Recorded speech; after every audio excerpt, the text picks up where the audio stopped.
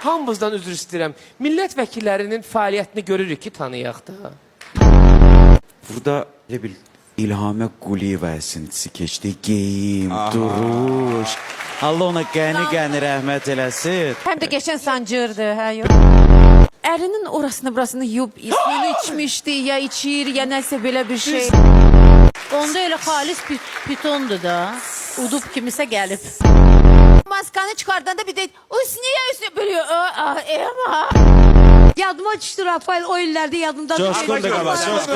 Rafael deyəcək. Qısa konkret, mənə uzun-uzad danışma. Mənimlə necə otanda danışma. Canımı da alaram, uzun-uzad danış. Ona mənim haqqım var. Vaxt gedir. Səndən sənətkar danışır. Küsüb də səndən. Yox Əşi cəhənnəmə küssün, kimdir o?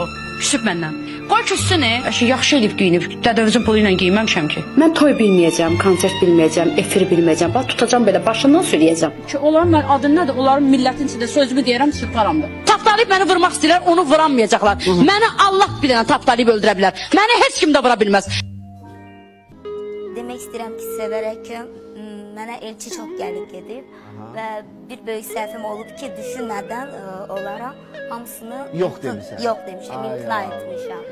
Və bu mənim böyük səhvim olaraq Gördüyünüz sevər, başa bax salmaq gözdən istəyirəm ki, sevərək ki, həyatda ailə qurmaq çox vacib bir şeydir. Yaxşı, mən yoxsa Jennifer Lopez?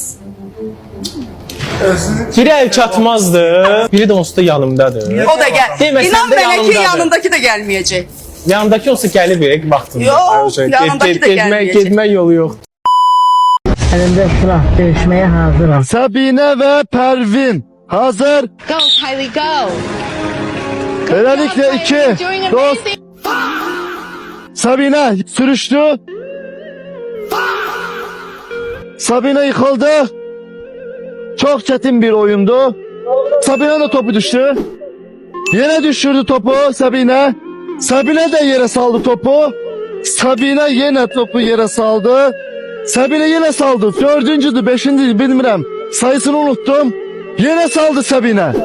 Sabine topları salmakta ustalaştı artık. Ben bu oyunun bu kadar çetin olacağını bilseydim kurmazdım bu oyunu. Yine saldı. Yine topu yere saldı. Kalbim birinci atabilmedi. İkincisini attı. Böylelikle Sabine... Slay! Slay!